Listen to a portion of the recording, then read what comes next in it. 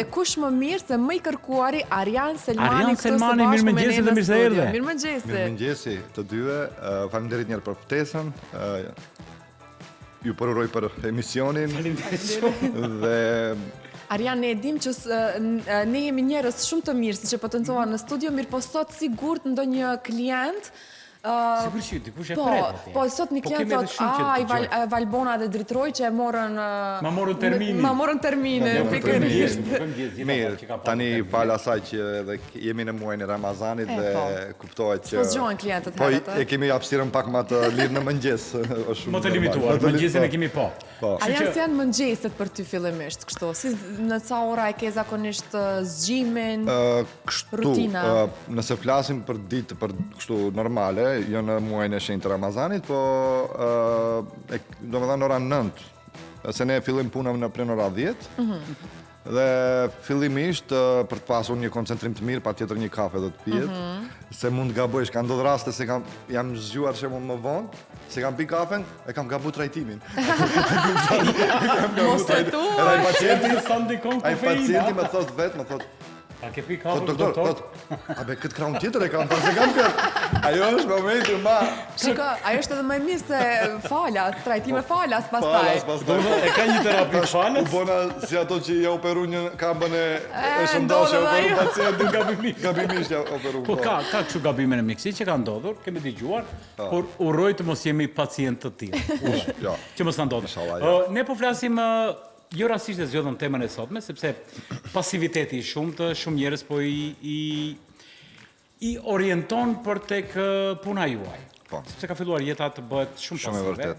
Kohët e fundit kemi një jetë sedimentare, po qëndrojmë, po diskutojmë, zyrat, funksionet, punët janë shndruar fatkeqësisht edhe në shtëpi shumë i saj njerëzve, por kjo ka një sa i ka të mirat dobit e veta, por ka një anë negative. Ana negative është që shtyllat kryesore të trupit po i dëmton shumë. Po, e vërtet është ajo, Dritëro, do me thënë, problemi kardinal që i sjellën të pacientët tek ne, po flasë për ato që kanë probleme muskuloskeletike në aspektin e pasivitetit, që shemë probleme me shtyllën kurizore, dhimbje të muskujve, se kemi shumë raste që vinë me dhimbje muskulare. Shkaktari kryesor është pasiviteti. Besoni, shpejt kisha një fëmijë, 5 vjeç, më vjen e bllokuar me qafën. Fëmijë 5 vjeçar. Po, është si, 5 vjeç, edhe ku nuk befasojmë se më vinë shpesh. E kupton? Dhe ajo, jetojmë në një jetojmë në një gjeneratë që fëmijët janë shumë të nënshtruar teknologjisë moderne, okay? Fatkeqësisht. Dhe kjo shpije në shfaqjen e problemeve të shtyllës kurizore primarisht, muskulaturës pasive i shkakton që të deformohen ato fëmijë më tutje. Dhe këto blokime qafe, blokime shpine tek fëmijë ndodhin vetëm prej pasivitetit më shumë dhe në nështrimit në qafën për kulur, sash non-stop shofin loja, lujnë loja në telefon dhe fatkeqësisisht jetojmë në një qëndrimi një pozicioni për një kohë shumë të gjatë, është ajo, domethënë blokim. Përveç se problemeve që i krijon me shpinën, me muskulaturën, nuk ka fëmijë që me sytë mi kam pa të them që se përdorën telefonin. Në YouTube, apo Roblox, lujnë loja. E kupton? Domethënë, ka shumë fëmijë që në mënyrën e tillë e çojnë jetën. Arjan, ta fillojmë nga mosha më e re. Do të flasim edhe për këshilla më shumë sot, ti vëdësojmë edhe qytetarët lidhur me këtë temë. Po cilat janë shqetësimet apo si të themi diagnozat më të shpeshta që fillojnë nga mosha më e re? Më të shpeshta. Shiko, nga mosha më e re, problemet më të shpeshta që ne i nënshtrojmë, që tek praktika jonë, janë të deformitetet e shtyllës kurizore. Nëse flasim tek fëmijët, nëse flasim tek më të rriturit, nga pasiviteti, problemet po ashtu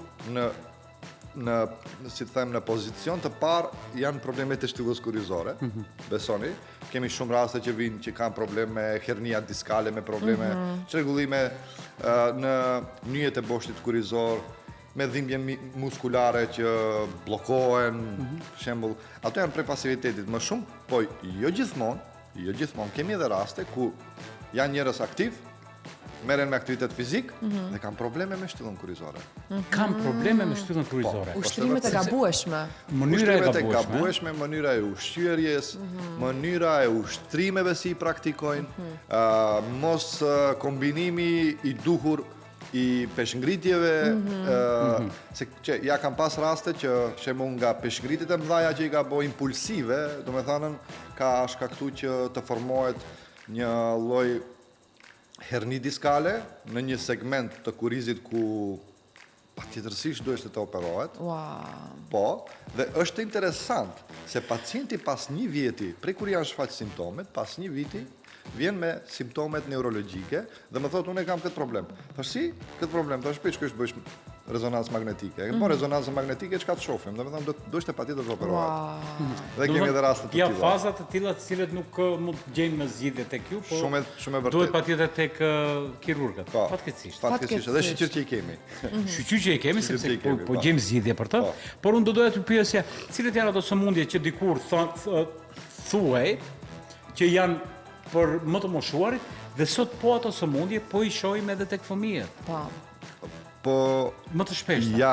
Ja shembull, do të thënë dhimbjet e shpinës, dhimbjet e qafës, dhimbjet e mesit. Këto janë gjëra që i kemi edhe tek fëmijët. Beso. Një 16 vjeçar po ashtu kisha që kishte një bulging disc, do të thënë ose të themi herni diskale që më shumë populli e nje, ku fatmirësisht u trajtua pa intervenim kirurgjikal, sepse, shiko, një gjë është që nuk e din njerëzit, edhe e kam brenga, unë kam herni diskale, shiko. Organizmi jonë është mrekulli, dritëro, ku vetë këta procese që ndodhin, edhe disqet si disqet ndërmjet unazore, kur del bërthama e diskut, kur derdhet, do me thënë jashtë në kanalin spinal, dhe në atë moment, ajo derdhja mund të shkon anash, ku mund të bon komprimim të do një rënjërës nervore, dhe pacienti vjen me dhimbje, në rregull është krejt. Mirë po, ku është mrekullia e gjithë kësaj? Në që se kemi pacient më të ri, organizëm i ri, sistemi imunitar më mirë funksionon, procesi i shërimit mund tjetë edhe natyral. Po, ndodhi mrekulli. Si ndodhë kjo mrekulli? Unë kisha një rast, ku e kemi vëzhguar pacientin, kemi bë rezonancë magnetike në çdo 6 muaj. Në çdo 6 muaj kemi bë rezonancë magnetike ku dukshëm me njerë pas 6 muajve të parë, dukshëm disku që ka dal jashtë, që ka rjedhë, është absorbuar shpejt. E ke të gjatë? Pse? Kjo është fenomeni, është sistemi imunitar joni. Janë disa qeliza që quhen makrofagë, ato bëjnë ngrirje, ato janë punëtorët më të mëdhenj. Ato, çdo gjë që shohin e gryn, që shohin një trup të huaj, ato e gryn. Do më dhe trajtoj si anomali diçka. Si anomali, që një trup e huaj, edhe e gryn. E atë balgjingun, që ka dal jashtë vendit shtratit të tij për shembull. Qartë, shtratit të tij. Punës së vet. Dhe këto makrofagët e gryn dhe mbas të zam, mbas 6 muajve, pacienti bën rezonancë magnetike, s'ka herni diskale. Dhe ky është fenomeni. Pa intervenim kirurgjikal. Rikuperohet pastaj ajo e rregullon Po, vetë. makrofagët janë kirurgët më të mirë të organizmit që kemi në organizëm. Po. Dhe kjo është proces fiziologjik. Dhe unë disa herë, raste kam, i them, shiko, do të mundohemi t'i ndalim dhimbjet. Në qoftë se dhimbjet ti nuk mund t'i durojsh. Nuk ka zgjidhje, kemi provu këtë, kemi provu atë, kemi provu atë, kemi provu këtu. Intervenimi kirurgjikal është patjetër, të të lirojmë prej dhimbjeve, okay? Se s'kemi ne kohë të durojsh dhimbjet ti një 6 muaj të tëra. Derisa ta bëjmë punën ato makrofagët, okay? Domethënë prandaj janë këtu kirurgët që e bëjnë intervenimin e saj dhe pacienti populli thot i duruari, i fituari. Në qoftë se mund të durosh, por dhimbjet ndonjëherë nuk janë të durueshme. Nuk janë të durueshme. Sepse kemi të bëjmë me nerva të shumta, të cilët janë të padurueshme, dhe që zgjidhja më e shpejtë është gjithmonë që kërkojmë zgjidhje. Po, mendoj që duhet ta marrim me seriozitet, domethënë jo vetëm po më dhem qafa, po më dhem boshti kurizor. Nuk duhet neglizhuar shenjat. Nuk duhet neglizhuar, sidomos tek mosha më e re, sepse siç e përmendi Ariani, nëse ne identifikojmë diagnozën e hershme, edhe shërimi mund të jetë shumë i lehtë dhe mos të arrijmë deri tek operacionet e shumta. Unë dua të pyes Arianin sepse ne e njohim, është i njohur domethënë në vendin tonë, sidomos në kryeqytet e më gjerë edhe kështu edhe jashtë vendit. Unë dua të na përmendesh ndonjë rast që je i fascinuar nga, të themi, dekada jote që e punon këtë punë. Domethënë një rast që ti nuk mund ta harrosh, qoftë edhe një histori suksesi apo ndonjë rast që ka qenë mjaft i vështirë, mirë po që edhe me përkushtimin e pacientit ke arritur ndonjë Po, atë rast nuk mund të harroj asnjëherë, domethënë ka ndodhur një herë, kjo është po të them para 5 viteve, ku një djalë i ri, 16 vjeç, unë e pash bilen e televizionit në Alsat dul ai rasti, dul ku ankoheshin, kërkoheshin ndihmë, kërkoheshin përshërim, dhe mami im rastisht të thotë, "Ariana, mund të ndihmojsh këtij djalit?" Thash, "Mami, po mund të ndihmoj", thash, e dish. Po shko ndihmoj. Thash, "Po do ndihmoj", e din. Dhe mundova ta gjej numrin e telefonit, e gjeta, i kontaktova, rasti ishte, ai djali ishte i palëvizshëm, po pak si një kohë pak më të gjatë, dhe fal trajtimit fizioterapeutik, ai djali brenda 30 ditëve filloi të ecë normalisht. Fantastike. Cili ishte problemi i Edhe tij? është videoja në YouTube, mund ta shikoni. Edhe në YouTube e kam bë publike, e kam bë videon, normal me aprovimin e prindërve dhe pacientit. Dhe ka qenë shumë fascinimi interesant, se edhe unë vetë normal u fascinova nga vetë rezultatet që arrita, se rasti kishte edhe do deformime që i pengojshin për të ecur, kishte shumë dhimbje të hatashme, po është rast neurologjik dhe normalisht është interesant ta shikoni videon se prej si e gjeta dhe për 30 ditë si u bë ai djali. 30 ditë nuk është as pak, domethënë një kohë tepër e gjatë. Dhe këtë do ta mbaj se jeta se është një si një blow up kështu për shpejt. Ke kontakton me këtë djalin? Vazhdon mirë, në rregull, vazhdon jeta, vazhdon rritja. Po. Fantastike. Miqdashur, mos i neglizhoni asnjëherë shenjat. Ndonjëherë na dalin, por ne jemi të tillë që i neglizhojmë shenjat dhe pastaj kur trashe zullumi, duhet të shpejtojmë. Por që të mos mbrim deri atje, si këshill ta japim për gjithë prindërit, në përgjithësi që mos i neglizhoni shenjat. Unë do doja t'ju pyesja, sepse duke e ditur që po ndodh një fenomen i çuditshëm nëpër shkollat fillore këtu në vendin tonë. Skolioza. Po është sëmundje të shumta, domethënë skolioza është ajo më e theksuara, deformimi i shtyllës kurizore. E ceka edhe më parë, pasiviteti tek fëmijët, domethënë është një arsye apo shkaktar që i frekuenton deformitetet e shtyllës kurizore. Jo vetëm skolioza, por edhe kifoza është aty hyn në grup, e kupton, hiperlordoza e të tjerë. Skolioza është shumë e shpeshtë, e theksuar. Unë kisha alarmuar tek prindrit. Kisha një rast tani para një javë, nuk jo më shumë se një javë, domethënë ku prindi vjen i mërzitur, e vërtetë është, ku fëmia veç ma ka përfundu gati rritja, se kur përfundon rritja dritoro, une nuk kam shumë mundësi për ta drejtu atë pacient. Okej? Përfundon rritja, është shumë vështirë për ta drejtu. Edhe pse kemi raste që kemi arritur rezultate klinike, mirë po, për ta drejtu kurizin është pak vështirë. Okej?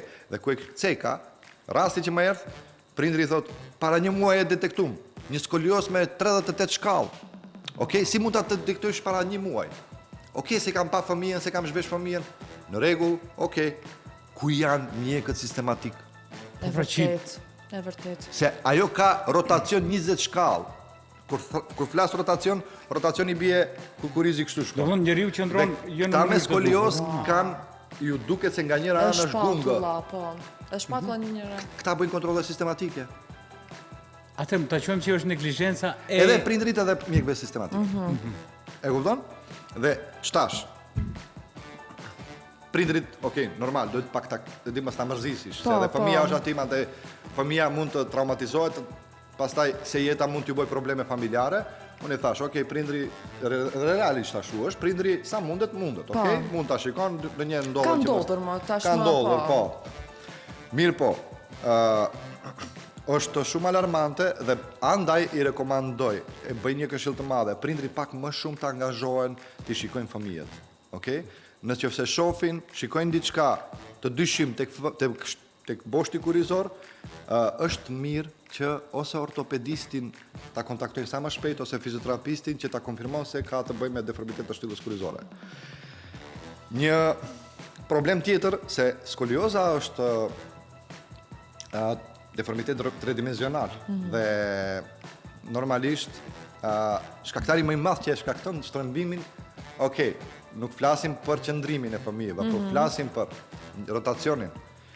Ka raste ku shtylla kurizore është e drejtë, mirë po fëmija ka rotacion, që ne detektojmë vetëm sipas rengjerit. Që do thotë rotacion. E shohim një unazë, rotacioni është rrotullimi, do thënë se unazat janë kështu, dhe e shikojmë një unazë rinë kështu. Mund të lëvizën nga po. Rinë kështu. Ajo e rrit predispozitën që kjo fëmijë do të ketë skolioza. Si shenjë. Okej, si shenjë paralajmërimi se do të ketë skoliozë. Pse ndodhen kjo? Kemi shumë raste gjenetike që është skolioza, se në disa raste skolioza është gjenetike dhe parandaj ne kur e bëjmë anamnezën tek puna jonë, tek pacienti normalisht i pyesim a keni në familje dikë që ka skoliozë?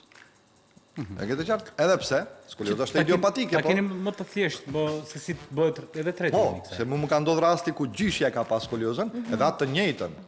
Nëna e ka skoliozën, dhe i kam zhvesh të 3. Edhe nënën, edhe gjyshen, edhe vajzën. Do të deformimi po i njëjti, identik i njëjti. Gjenetika është një ndër gjërat më. Po, mirë po, mos ta lëmë nëse skolioza është gjenetike. Jo, është idiopatike, 70% të rasteve janë idiopatike ku nuk dihet shkaku. Dhe është më i shpeshti tek skolioza. Dhe fatkeqësisht i ka plon më shumë femra. Unë do doja që të diskutojmë që jemi edhe 6 minuta të fundit, sepse kemi shumë pyetje, kemi dalë komplet për skenarin, sepse kemi kemi dalë për skenarin sepse janë pyetje të cilat shqetësime të shumta që kemi. Çfarë preventive duhet bërë? Në qoftë se nuk do shkojmë të këshillohemi me mjekun ose pediatrin ose të vinë tek ju. Cilat janë ushtrimet më të thjeshta që prindërit mund t'i bëjnë me fëmijët? Nuk ka. Jo. Ushtrime në qoftë se shikojnë ndonjë lloj deformimi tek fëmijët, normalisht nuk është e preferuar të bëjnë ushtrime në shtëpi. Po ushtrimet i cakton fizioterapisti. Unë normalisht jam kundër asaj që edhe ortopedist ju përcaktojnë ushtrime pacientëve me skolioza dhe ju kisha thënë të stopojnë të dërgojnë ushtrime tek pacientët. Okej? Se punën e kemi kryer ne me shkollimin, e kemi kryer ne për aplikimin e uштrimeve. Se ju japin ushtrime ku progredon pastaj skolioza, përkeçësohet. Okej? Shumë raste kemi të tilla dhe po ashtu kisha dashur të ceki që normalisht prindrit pak më shumë të angazhohen me fëmijët e tyre. Okej, nëse ato nuk mund ta shikojnë fëmijën e tyre, më mbi le ta çojnë te një mjek apo te fizioterapisti, ta kontrollon fëmijën nëse dyshon se ka diçka. Vetëm së paku derisa të zgjatë të jetë procesi i rritjes, okay? Në çdo 3 muaj, 4 muaj është mirë me shku te një ortopedist. A është të zhvilluar kjo fëmia jem si duhet? Po. Jo vetëm për kurizim, por për shumë pjesë tjera të trupit. A është të shku zhvillimi në rregull? Çoni në kontrolla fëmijët më shpesh. Lëri fëmijët le të përcaktojnë në çfarë sporti kanë dëshirë të sportojnë. Çoni në sport fëmijët. Mos e lëni pasi fëmijët. Not, sport, çfarë do qoftë. Noti sa. Shumë shpesh më ka ndodhur dritëro. Shumë shpesh më ka ndodhur rasti ku fëmijë shoh që nuk i çojnë për sport e fëmijët e tyre. Prindëri shoh që nuk i shoh. A sporton diçka i thën fëmijës? Jo, asgjë sportoj. Si, a trupin e ka, e dish? Për sportist, perfekt. Si më nuk sportojsh, për çfarë sportojsh ti? Luaj Roblox. Luaj loja. Okej, fatkeqësisht, dhe çantat po ashtu du ta ceki, çantat shkollore. Të mbinë ngarkuara. Dritëro me pa shumë, se di tani duhet pak më shumë prindrit të angazhohen që oraret e fëmijëve për librat të rregullojnë për ditë. Pse? Do të shtrëmbohet fëmia. Sepse çanta po e mbajte me njënin krah, po e mbajte me të dy krahët. Po thonë që edhe me të dy krahët po e mbaj, unë po e mban drejt kurizin. Jo, s'është e vërtet. Kompresioni i lartë i shtyllës kurizore e shtrembon më shumë kurizin. E keni të qartë? Nëse kemi kompresion të lartë në shtyllën kurizore, nëse ka pak rotacion fëmia, në një unas mjafton të ketë rotacion pak. Kompresioni pesha e çantës mund të shkakton deformim. Jo mundet, po sigurt do shkakton deformim.